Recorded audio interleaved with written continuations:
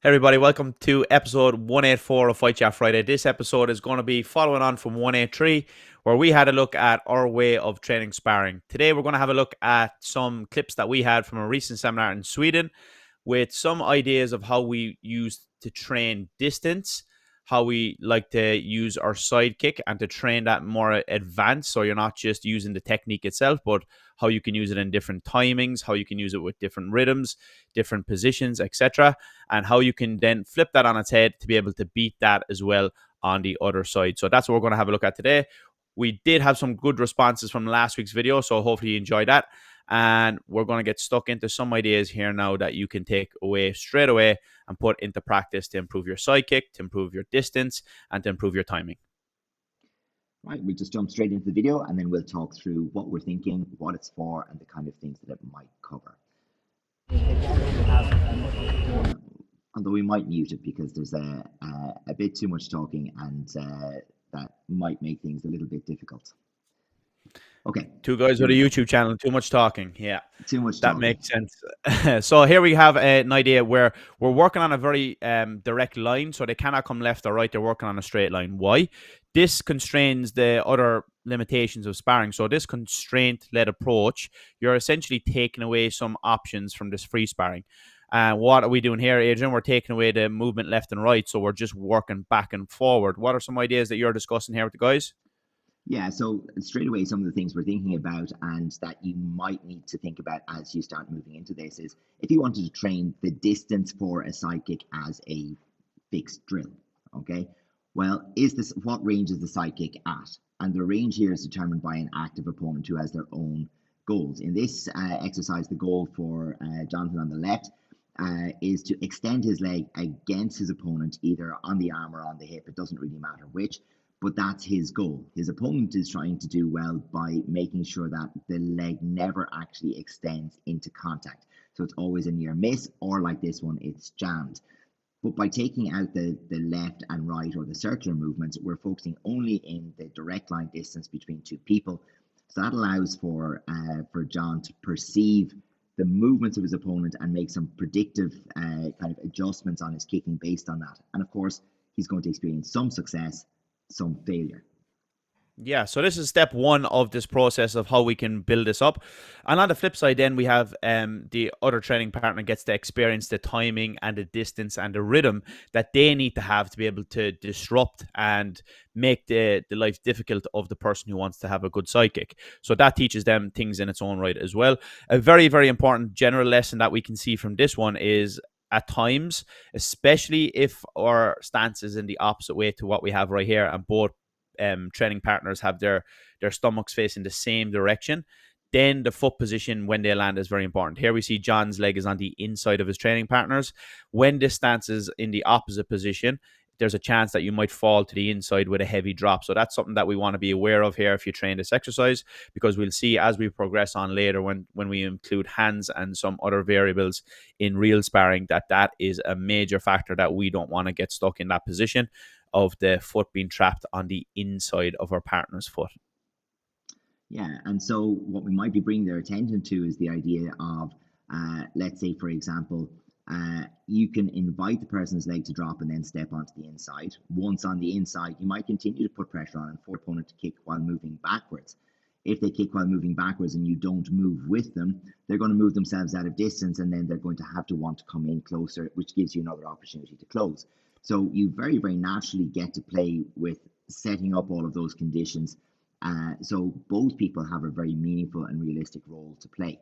Of course, it's not entirely realistic because we're not actually hitting, the second person in the exercise doesn't have the opportunity to attack themselves. They get to move and set up attacks as such through their movement, but they're not finishing. They're not counter-attacking. And so we have plenty of room for progression here. Yeah, one thing that I use with this particular exercise with my own group is to emphasize the importance of not keeping your feet stuck to the ground and leaning against the person who is side kicking when you want to get the hands. So if I want to get the hands against somebody who is a good kicker, I need to be able to be in and out on my footwork and push and pull with that rhythm as well to be able to get in correctly. If I just keep my feet stuck to the ground and lean, the kicker is going to be able to win that battle every time. So that's something as well that you can use to emphasize points when you're trying to get something across. You can put that into the equation to emphasize that if you do it this way, it's going to be bad news for you. So that's another benefit of this type of training. We also included in that the idea of a distance. So there's a defined back edge and a defined, for both people as well.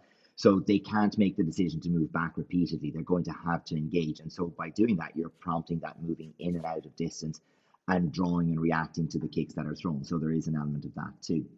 So we did then take it forward a little bit and add a small progression to it.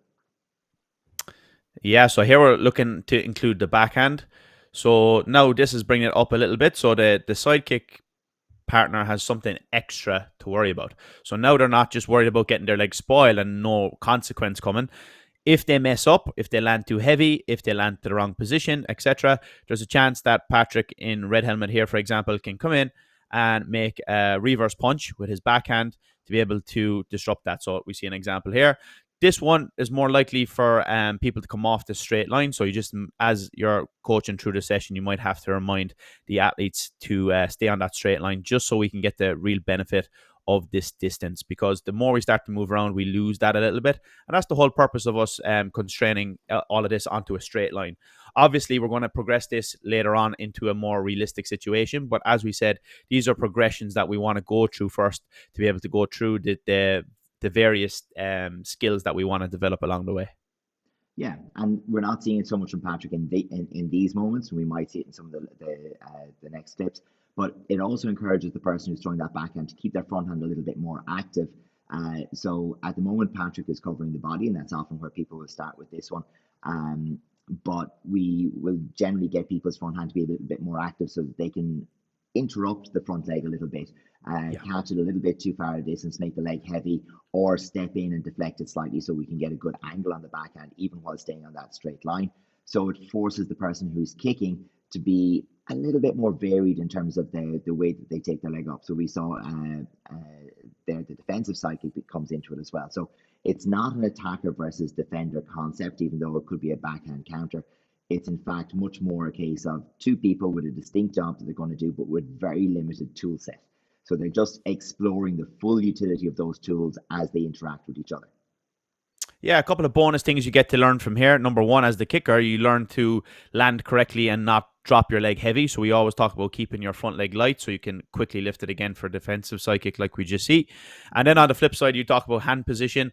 As the side kicking training partner, you want to have your front hand in a good position just in case they do get through. So then you have a second line of defense.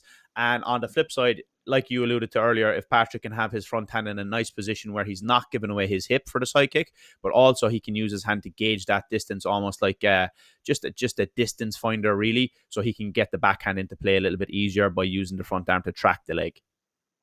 So here's where we need to make some decisions. So far what we've looked at is two people performing one exercise and doing it exactly as prescribed.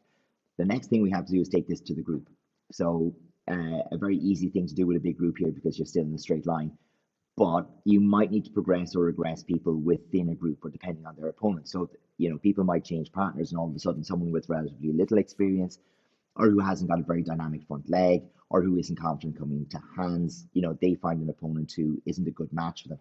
But we can tweak the exercise up or down and change the representativeness of it to suit them. We can play with some ideas like if a person is too successful with their right leg, well, every time they score by extending the leg, well, they have to change and go off of the other leg. And the other person, if they're a little less confident with the hands, might stay on the preferred side the whole time. We can make different challenges in terms of what's required in order to win. So in other words, we might say that, actually, you're going to have to get that leg extension. We need to have that happen 3 times, or we need to have that happen twice for every one that your opponent does. So we can play with the dynamics of it a little bit, but the group looks and feels a bit different.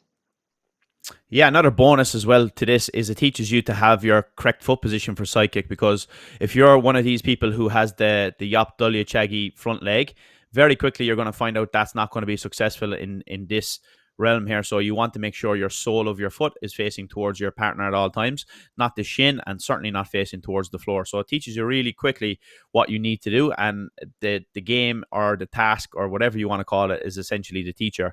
So we have discussions around these things on and the broader principles that we want to train and things that we want to include. So this is essentially the way then that we ingrain that into learning, because quickly you'll find out that, okay, yeah, that's the reason we don't want to do that, and then you learn it much quicker. So from repeating techniques on pads or drills, and we always talk about muscle memory and repetitions, but learning through this way is much quicker, and it is shown that when you learn through play and the whole idea of learning through trial and error, you will learn much quicker as well. So it just ingrains in yourself much faster. You learn lessons quicker.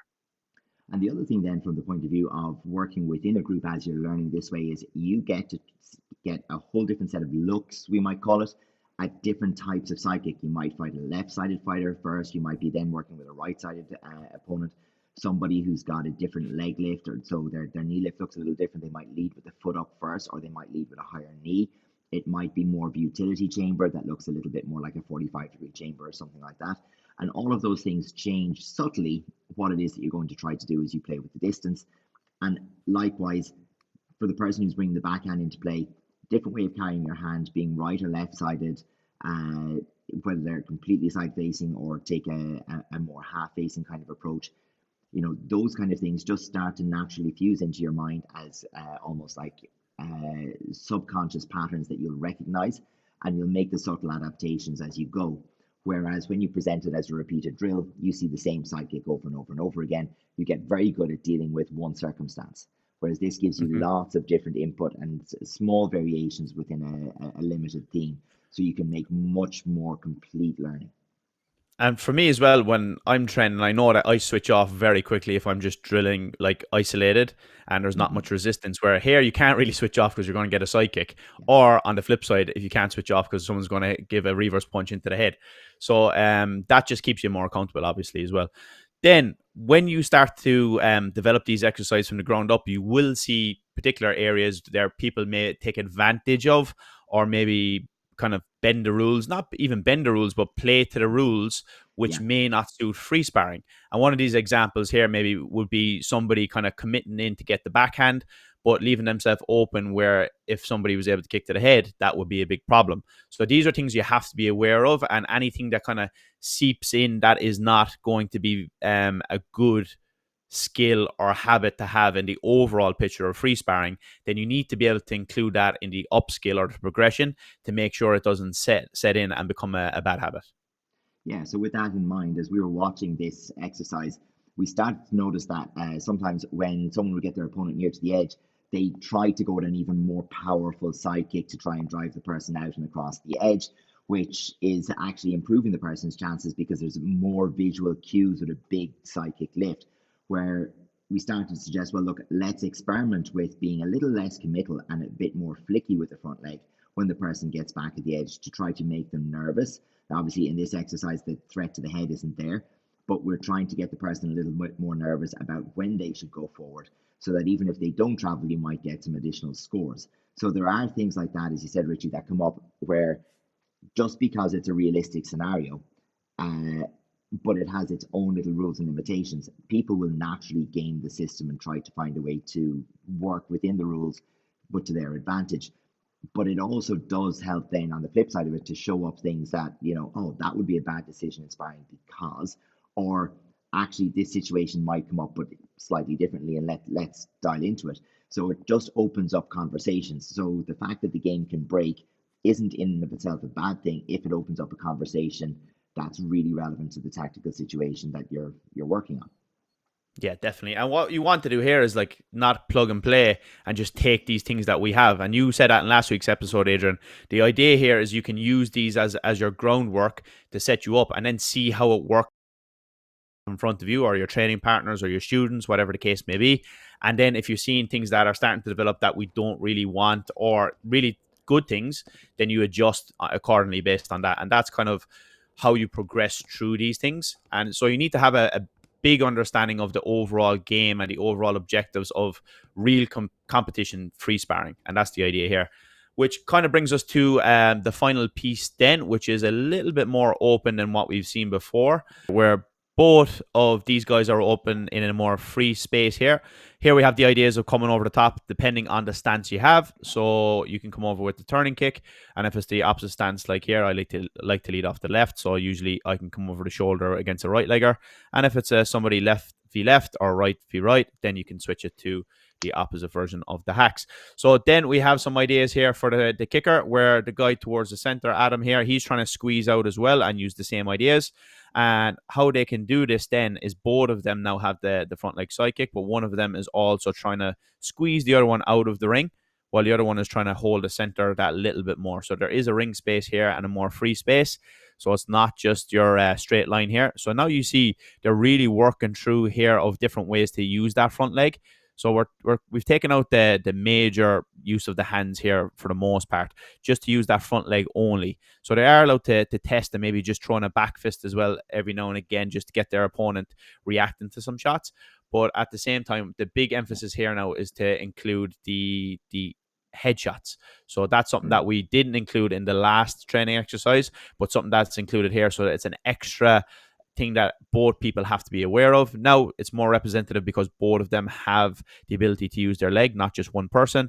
And also we have the whole idea of trying to use the ring space correctly. Big principle that we're looking for here is getting your leg on top. That's something we always speak about. So if you can get that leg on top, that's going to set you up into a good starting position. But a lot of those principles from the earlier exercises in terms of the distance control, testing in and out, getting your partner to lift and drop the leg are going to be really relevant, because if you can force that leg lift and heavy drop, gives you a chance to be on top or be first. And if you are first and on top, it gives you the chance to then go over the shoulder. Adam cheating a little bit there. We're going to the hacks directly, but we have the concepts drilled in there. Like you said, once you include that open space, we're looking to see that change in mindset where, if you're not first, maybe you don't have to stay on that straight line and fight for it, but we're still having maybe a little bit of a lag here in terms of the guys coming back to the idea that, well, okay, now that you have that free space, if your leg isn't up first, well, you could choose to move and get off the line and then just be first with your side kick yourself. Yeah, exactly. It comes. But so it takes a little while to transition your brain from one activity with one set of limitations and into the next. Yeah. So there we go. There's some of the main aspects that we use to build a very good side kick and front leg, while also training other skills such as timing and distance, and as well how you can then understand how to counter and counteract the opposite side of all these things as well. So like we said last week, for everything that we train, because there's two active sides, you're also naturally training the opposite of that and how to counter it and how to understand it on both sides. So that's the valuable part of this course. For sure. That's it for this week, folks. See you next one. Bye now. See you then.